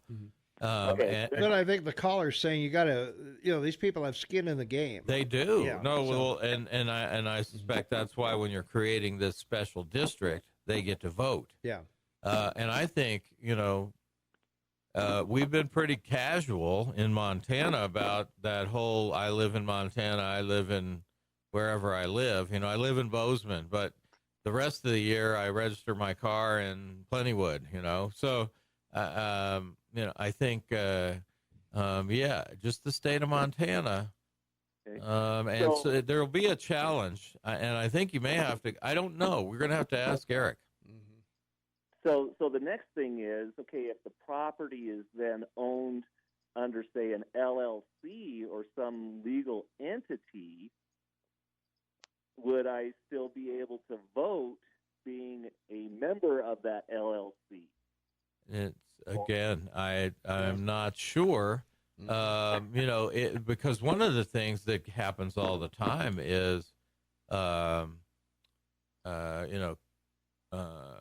people that own jointly, right? Do they both have to go down and get a ballot? Or can one just go down and get a ballot? The various forms of ownership are very interesting, and I think again, the election administrator has to make some of those calls. So you just described a possible scenario then that you have 4 or 5 individual persons owning a property. They could then have 4 or 5 individual votes on that property. Well, I don't think you can vote more than once. I was joking when I said I own property and I'm a voter. You can probably only vote once, but Well, each of the people. But each of the people could vote once. Yeah. Yes, that's I think so. That's what he's saying. Yeah. Especially if you had, and see, do you have an undivided interest, or do you have a divided? So if you own 20% of a property, right, and some shared property, do you get to vote? I think the answer is yes, but I don't know. That's a question for an election administrator. So if I own 100 individual units that are taxed separately, I should have 100 separate votes. Nope, you only get to vote once, but you get to vote. But that's not fair then, because you said each property should be able to get a vote. No, I didn't say each property gets a vote. I said a property owner gets a vote. Yeah. Well, it's not each property. It's a property owner. So if you own property, you could own half the town. You're only going to get one vote. Yeah, still going to get one. But the way that you were making it sound like each individual property should get its own individual vote. No. Yeah, no. No, I'll make sure I say that's not true. Property owners. So spread it out among your family. Why isn't that fair though? Well, it's the first time in my experience we've let property owners who don't live in the city vote. Yeah. I don't remember that before. So that's never happened before that I'm aware of anyway, at least not since I've been here. Let's see, from our text line 4788298, a better idea is to use the DMV along with property rolls. Too many people live here and don't pay taxes on their vehicles. So that may be a way to do it. I don't know. Well, I'm sure it's all about the real property. Yeah. And, then that brings up, you mentioned, what if you own a mobile home in a park in town? Do you get to vote? Because mobile home's not real property. Yeah. And so I don't know the answer to that. Yeah, you don't own the property. You the don't live mobile in home's it. on. You don't live in it, but you own a mobile home that you rent out in town. Yeah. You get to vote. I don't know the answer to that. Again, another question for the election administrator. Yeah. So, all right, let's take another phone call. 522-TALK is the number. Call you on the air. What's going on? This is Clint. Hey. Clint, I talked about you last night. I even mentioned the name Clint last night. Oh my Come God! on, sir. Merry Christmas. Well, I got a Trump flag. I'm going to fly. Maybe I got holes. Maybe I'll get holes shot in my house today, huh? Whoa. Yeah, I got a flag. My son gave me one Oh, for my birthday. You know, I turned 21 the other day. I know that. Yeah. Birthday, Clint. Yeah, happy thanks, birthday. Shane. Well, I got something to say about these taxes. My daughter's husband's family own a big business there in Bozeman, all right? And another friend of mine has land in the county, but he doesn't live where the land is, and he can't vote. He's got to live on the land that's in question, like in the high school. When the high school votes come up for the bond issue, Yeah. my friend Maynard owns a couple thousand acres out here by Anthony, and he lives down by Churchill. And that property is in the high school district, but he can't vote on it. Right. Now, that is a taxation without representation there. That their law should be changed. But the people in the city that own land in the city that live in the county should be allowed, I think, to vote on city things that happen within the city. But they don't. They can't vote. And that's a no-no. And so the legislators over there that go to Helena should do their job and straighten that out. I mean, that's my personal thinking. What do you guys think about that? Well, I think for this particular election, because it's a special taxing district, Oh, yeah. if you own property in the city of Bozeman, I think it's real property, which leaves the mobile home question open. And you are and you live in Plentywood or Eureka, you would get to vote. That's good. But I don't know how you get a ballot, because they'll mail a ballot to everybody else. Well, they should be. That's where the legislature comes in. Yeah. Jeff.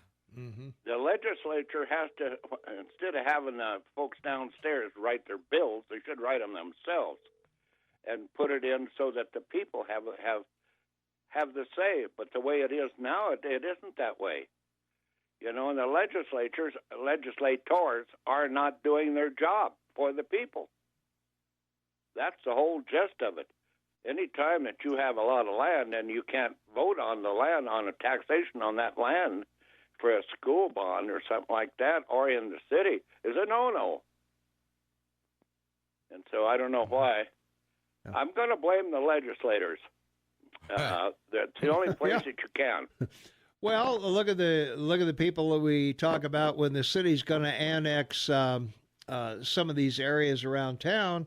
Those people didn't have a right to vote for those legislators that are going to come in and annex their land. Right. They're not going to get to vote for the city commissioners or have any That's say. right. And I haven't heard a word from the county commissioners about the city forcibly annexing their citizens. Yeah. Now, we're their citizens. We'll talk too, about that. but I think Put that down for Friday, Shane. I think that one is. I think they need to speak up. I really do. And in support of their citizenry. Now, the state law allows it, right? So there's your point about legislators. The state law said, "Oh yeah, city can annex." Of course, they won't allow a city to annex a tank farm. We got to look after the oil companies. Yeah, right. But the average homeowner, we don't care. They're screwed, right? yeah. That's what the legislature has said. Well, they got to change that, Jeff. They're going to have to start doing the people's work instead of, There you are. That's the whole thing, and they're not doing it. They're not doing it. Gotta go. Hey, thanks. Okay, well, thanks a Clint. lot, guys. Hey, All right. Merry Jeff, Christmas, Clint. yeah, Shane, Yes, sir. if my flag is shot full of holes, my Trump flag, Yeah. And if they shoot holes in my house, I'll be calling. Clint, Okay. Clint, I'll need an army out here to protect me. Okay. We got a bobcat waiting to protect you. Oh, that's perfect. listen after the commercials, Clint. I'm going to mention you again. All right. Okay. Thanks a lot. Hang on. Bye-bye. All right, bye-bye. All right, we'll be right back in 90 seconds. Stay tuned. 22 minutes after the hour, Jeff Krauss is in the house. Shane Matobin on the line. Tommy Goff, your morning mayor, unelected, but they can't get rid of me. So I gotta mention Clint. yeah. And so last night you had the mayor, Cindy Anders, talking about working with the county to establish a wastewater treatment facility. Joint county, city wastewater treatment facility, which, by the way, Clint came in and proposed 15 years ago. Yeah. And, no one, I mean, I listened to him, obviously, since he and I were pals since my old county, before I was even the county treasurer days, 25 years, let's call it, Clint. And, but yeah, that was the time So when finally ready to make this happen, huh? No, we're nowhere near making it happen. Okay. I'm not sure what, with the county sewer and water districts out there, how any of that would work. But Clint was the first one to say, hey, you build something west of Belgrade there, and then everything from Four Corners, Bozeman, and Belgrade, and everything in between flows down to that, and that's where you treat the water. Well, that's I think if there's a number one future shock in Bozeman's future, it's the future of wastewater treatment. We found out last night, right before the commission voted to raise taxes for a parks district, that we could spend as much as $80 million doing wastewater treatment. That's a huge bill for Bozeman. It is. And but we just kind of sloughed that off and went on to $200 a year for your parks district. Because you got plenty of money here in Bozeman, so and we want Let's go after it. Yeah. We want it. Yeah. I mean, the greediest commission ever, right? They know you've got another dollar in there somewhere, right? Well, everybody's got a latte or a pizza. Yeah, I somewhere, mean, it's just another latte. Just another latte. Just another pizza. Pretty soon, it's just another macaroni and cheese box. Yeah. From our text line, 4788298. So the Republican state legislators aren't doing their jobs. Vote Democrat and get them out. Well, I would argue that some of the Republicans that are after their name is not really an actual R. Well, I see a lot of silliness coming out of the legislature. I do too. And I don't think it's party dependent. I think Steve Bullock got elected twice to be the backstop, right? To be the veto guy. Not necessarily to be the governor, but just to be the veto. Now, that had a lot of consequences, right? Which he got to appoint people to a lot of boards and different things, and that swung it to the Democrats hard. Yeah. And maybe we should stop that. But the truth is you need, I think Montanans want to see balanced government so that they don't get any wild swings. And they've proved that over the years overall by electing split governments, right? We're purple, but we're not combined purple. We're red or we're blue. Yeah. And it results in a legislature, government, state government that sometimes does nothing, which probably is better than some of the things they've proposed over the years. You're not going to have that in the city, right? The city, it's going to be 5 people, and they're going to be very interested in getting after your wallet, as they proved again last night. Yeah. From our text line, 4788298, wasn't there 16 rhinos that voted for the water compact? Yeah, I don't think the water compact is a test of republicanism. Yeah. At all. I don't either. So, well, we'll leave that where it is then. I guess, yeah. The other question we had regarding the park funds, don't the HOA fees in these subdivisions cover the green space maintenance? Do some of the HOAs maintain their own? Oh, or... heck yeah. And what's interesting is they hire, many times they hire these startup landscape businesses. Oh, okay. Free enterprise. Remember that here in the land of the free and the home of the brave? Yeah. And they hire these, and so they have landscape businesses. The private sector does this landscaping, does the parks maintenance for Valley West, for Lakes of Valley West, for a number of strong homeowners at Westfield Park. Not only that, but volunteers get out there and pick up the trash. And, I was going to say, and we've talked before about that. Yes, and all of those will be gone, and we're going to hire some more people at the city. We're going to run them off.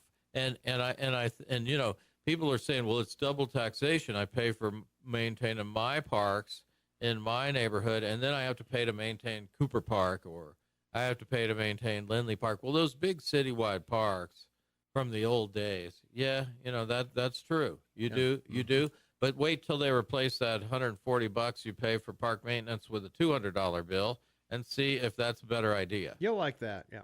Let's take another call before we got to go to the break at the bottom of the hour. Caller, you're on with Jeff Krauss. What's up? Morning, Jeff, Tom, and Shane. It's Morning. Paul. Hi, Paul. It seems to me that I remember a long time ago, and it's probably before Jeff even came here, or you, Tom, the people that got to vote on taxation issues, basically, which was bond issues, were real property owners, period. Yeah. Nobody else got to do that, and if memory serves me correctly, it was the Montana Supreme Court that changed that. Yeah. I think we created a mess when we did that. All right, thanks, Paul. I got to go. Hey, thanks for the call. Appreciate it. Thanks for the input. All right, we'll be back with Jeff Krauss, Shane, and myself right after these important words, so stay tuned. 25 minutes before the top of the hour, Jeff Krauss is in the house. Shima Taubman on the line. Tommy Goff, your unelected but thoroughly competent mayor, morning mayor. 'Cause I only have to be the mayor in the morning. So it's only a 3-hour gig. So. Oh, yeah, that's good. So from our text line, Governor Steve Bullock went so far with his views while campaigning for president, he showed what he really is. Further left than many people realize. Now Steve Bullock would have a difficult time running for any future political office representing Montana because he is so far left. I think John Wayne was thinking of people like Steve Bullock when he said, life's hard, it's even harder when you're stupid. Governor Bullock's comments are so clever that sometimes even he doesn't know what he's saying. So. When you go to California and you espouse gun control, or the kind of gun control he talks about, and or New York or wherever, that comes back. Mm-hmm. Sure. People, it's a connected world. You can't just wander off to New Jersey and say what you want and then come back and have nobody know. Yeah. There's cell phones everywhere, right? You got to be the same person in every state and behind the wheel and at the grocery store that you are here on the radio or there at the dais. Yeah. Yeah, I listened to a little bit of Elizabeth Warren on C-SPAN the other day, and that's painful. She wants to wear a Planned Parenthood scarf when she's sworn in. That's what she said. So she's ready to go. So let's take a phone call. 522-TALK is the number, 522-8255. Caller, you are on the air. What's going on? Good morning, gentlemen. It's Steve. Hey, Steve. Thanks for coming in, Jeff. I got a quick question for you. Sure. So I keep hearing on the street from a number of people, both in construction industries and employees and such, that Costco is moving to Belgrade. Have you heard anything in the city? Sure. I have heard that Costco is considering its alternatives because it's had an approval for a year, but the approval to expand by 25,000 square feet was tied to the construction of an intersection that cost over $1 million. And, they haven't been able to get the land that's needed to do that intersection from the people that own the land. So I think they're considering their alternative. Yeah, the hotel across the way from them.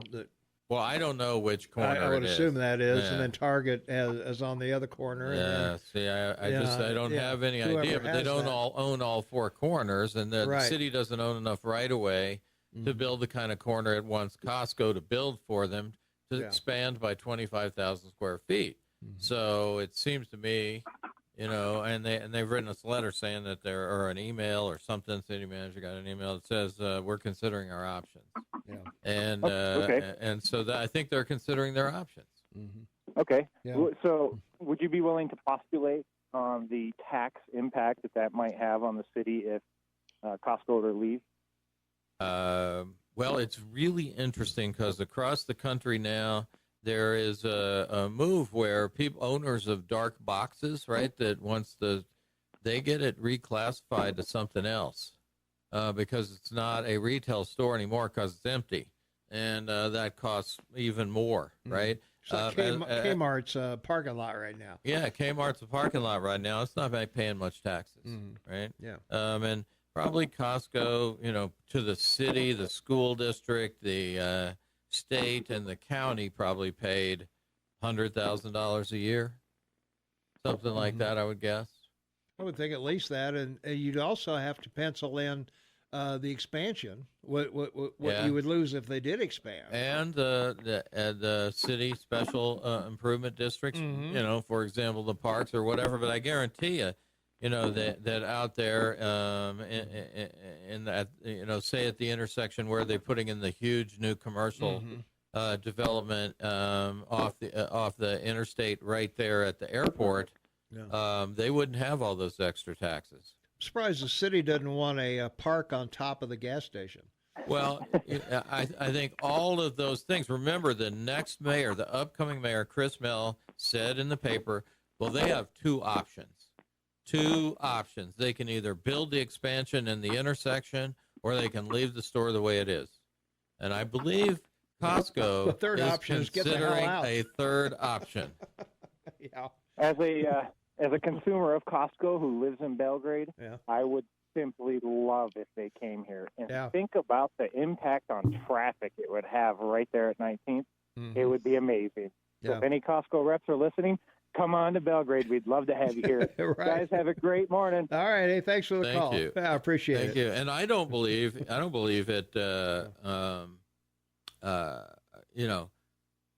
It's not that much farther for me to drive one way or the other. So if it's out at the airport, on Alaska Road there, right at that intersection, I don't care. That'll be fine for me. And most people in Bozeman drive to the airport, so they know how far it is, and all they do is turn left instead of right, and they can go to Costco still. I get my hair cut in Belgrade, so no problem. Not many people walk to Costco. It's not one of them, well, everybody walks to Costco thing. Maybe there's some people that live around there that work at Costco, and they'll be negatively affected. But certainly, some people say to me, well, we got to consider that they've already built that building. They never leave that building. They've been in that building 19 years. They've amortized off the cost of that building. They're just looking at their expenses going forward. Okay. All right. We got to take a short break here. We'll be out 90 seconds. Shane, I got a caller on the line. If you'll talk to them, we'll be right back. We are back, and we've got a caller patiently waiting on the line, so let's go to the phones. Caller, you are on the air. What's going on? Hey, guys, it's Kevin. I'm wondering if we can do a park within a park. No question about it. Wouldn't that be great? Yeah. I mean, we could double park it. So if you worked on that a long time. You did. The dump. He'll be here all week. No, Shane and I were talking stock market. Try the wheel. So I guess we should send all the big business out of Bozeman. Wouldn't that be great? And we would just be a residential community. Yeah. You get rid of all the big taxpayers. That's what we used to be before Costco and Kmart and all the big box stores came in here. We were just a little bedroom community here. So. The mall. Hey, the mall. Right. The mall is what we had. Yeah. So I got a question here for Mr. Former Mayor. Someone asked me, and I don't know much about it, but so they're doing this. They want to put a thing before the voters about maintenance, right, for the parks. Yeah. Yes. Oh, Wasn't but it there also something- says acquisition too. Yeah. Okay, wasn't there something a couple years ago where they put money aside for parks and maintenance? Do we anyone know where that money went? Wasn't there So some sort of we had a bond issue election Okay. where we voted for $15 million to buy parkland. Ah. And that we, wasn't you for know, maintenance? That was just for no, buying that, and they forgot to tell you that the maintenance would cost more too. It's a funny thing how that happens, and then they want to get rid of Yeah. Costco and have less tax money come in to pay for the parts. Remember, Costco only has two options. Yeah, right. We all only have two options. Right. You know, you can either like it or lump it. Yep. Right. That's right. it. That was the word All right. from the next mayor. Well, I have a feeling we're going to be lumping it. Yeah. All right, guys. Well, as I was going to say, I have no problem. Hell, people here used to drive to Billings to Costco, Yes, so they I don't did. think they're going to have a problem driving to Belgrade at all. And if So- you look at it from Costco's viewpoint, it captures everybody that gets off an airplane and is driving to Madison County or Big Sky. Yep. And people from Bozeman are still going there. So I don't think they lose anything other than some heavy-handed regulations Mhm. and higher Well, taxes. you know what we can do with that building? We can put another nonprofit in there. That would be good. Yeah. You know, that I think, a nonprofit that is tax exempt. Yeah. Sure. Why pay these silly taxes? Let's see who.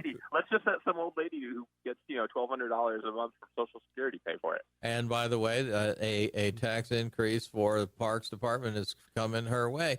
We're going to give a bonus to the department that let the Bogart Pavilion fall into disrepair Right. Yeah. and crumble down upon itself.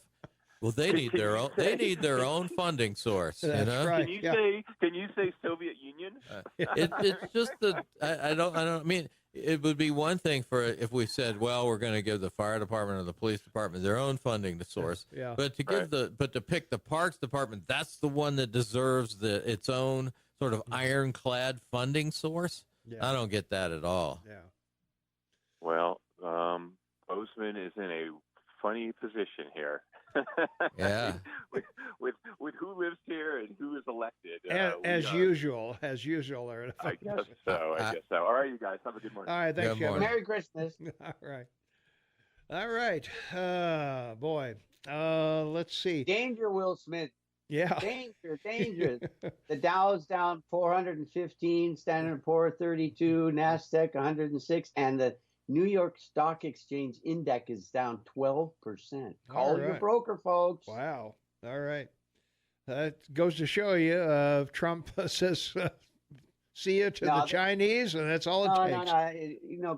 Christmas and New Year's fall on Wednesdays, so all the boys in New York will be gone on the 20th of December till the 5th of January. So it's tax selling, and the Japanese trade is off, and so no Fed now. So there you go. All right. Well, we did have a monster Black Friday and a monster Cyber Monday.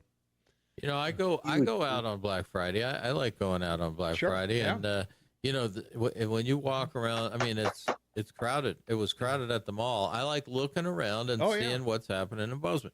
That's one of those mayoral things I got in the habit of doing, going downtown and looking to see how downtown was doing on a Thursday night, or going to the mall on Black Friday, going to the mall on a Sunday. How busy is it? A little bit of, hey, what's happening in the retail in this town? And the mall was packed.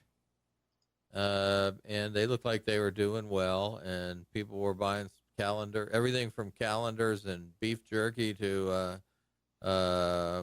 fancy Eddie Bauer stuff where they were buying. And the traffic was good. So it seemed okay in Bozeman anyway. It's funny. You remember the Bozeman Mall used to have a polar bear eating a seal. Yeah. Well, holding one down anyway. Yeah, it's people in Bozeman that remember that. That would be triggering, right? We'd be triggering people. They'd walk in and see that and get the vapors. From our text line, 478-8298, in response to an earlier caller, I'm sorry, but if I can't afford real property, I shouldn't be allowed to vote on how my city is managed. What a horribly outdated thought. So I guess that's why the legislature changed that. But Well, it was only property owners that could vote. So. I think that's been a change for a very long time. It has, yeah. Yeah. And that's probably why the Supreme Court talked about it. I think he was only talking about bond elections, which, are just a levy against. And by the way, there are certain special districts where it is, protests, for example, are only limited to property and real property owners. So there are exceptions to that blanket statement in law today, still, and I think justifiably so, right? Yeah. From our text line, 478-8298, the director of parks received a $9,000 raise over 4 years, while workers on the ground got zero raise over 4 years. Seems fair. Yeah, I typically don't comment on salaries and issues, but one thing I would say that I've been talking about for a long time is the four city commissioners make a big show of talking about affordable housing, and yet they have their foot on the necks of the rank and file. They make sure the rank and file gets as tiny a raise as possible, while at the same time, going out and paying $170,000 or whatever, never mind the cost for the higher executives that they rub elbows with all the time. Well, you can point to, that's probably the case in a lot of things. Yeah, you can point to MSU giving the president out there a $150,000 raise just because she got another job offer from someplace else. But part of turnover is a natural part of being an employer. Yep. And, sometimes you don't want to lose a super valuable employee and you give them a raise. Or there's a merit increase. They've saved the city $100,000 a year every year that, for the next 10 years, maybe you ought to consider that. Unfortunately. Well, they pay for themselves that way. But here's some things I'd tell you. The planning department has trouble getting planners. They've virtually shut down this city when it comes to anything building wise. Yeah. And again, we're crying crocodile tears about affordable housing, but we can't staff the planning department that would approve developments that would provide affordable housing. And we had a guy step up last night who built some housing over there by Costco and said, you got to do something about the planning department. Their customer relations are terrible. Yeah, could be. All right, we've got to take a short break here. We got to get the Rush update in. We're talking with Jeff Krauss, three-time mayor of Bozeman and current city commissioner, at least till the end of this month. So not 2 more weeks, really. 2 more weeks, man. All right. Shay Matavin on the line with us. We'll be right back. Here's Rush. 3 minutes for the top of the hour. Shay Matavin, half man, half amazing in Vancouver, British Columbia. Tom Eagle, your morning mayor, and the real three-time mayor of Bozeman, Jeff Krauss, is in the house. So, yeah, current commissioner for till December 31st. Yeah. I think December 16th is my last meeting. I'm at least taking a break for a couple of years, right? We'll see what happens in the next couple of years. Certainly, there are some things happening out there that disturb me greatly, and we talked about a couple of them today. In the face of a huge cost for our wastewater treatment plant, we go out and ask the citizens about that and the forcible annexation. That's a huge change of policy that we never even considered until this current commission. And then this current commission just going to the legislature and saying, more money, more money, more money. We have $10 million soccer fields. We have a mansion. Yeah. There are plenty of reasons. We do not have a revenue problem in the city of Bozeman. We have a spending problem. Definitely is. All right. Let's take a phone call. 522-TALK is the number. Caller, you are on the air. What's going on? I wanted to ask about the new park, the one that's out toward Bridger on the right. What's the name of that one? Where the trailer park used to be? Yeah, where poor people used to live. That is Yeah, it's open. There was a lot of participation from the Trust for Public Lands. They had originally bought the land and then sold a chunk of it to the city. And, then they bought the Boys and Girls Club, former Boys, and donated that to the city. So city got good value, I think, from the Trust for Public Lands. But that is quite the park. You need to go out and see it. Mm-hmm. Yeah. Oh, I have. I haven't gone into it, but what was the cost for the city for building that? Acquiring the land and building that, I'm sure, was several $1 million. Substantial, yeah. But we got a lot of money donated from private sources too. Yeah. But now we have to pay to upkeep it. Yeah. That's the Right. downside. It's huge. It's huge. It is pretty beautiful. big, yeah. I have never seen more than like 10 people in that park at one time. Usually it's only about 3 people. I got to go. It's not near anyone. I got to go. Hey, thanks for the call. Thanks for the call, really. It's not near anyone. Yeah. We're out of time. Thanks, everybody. Goodbye.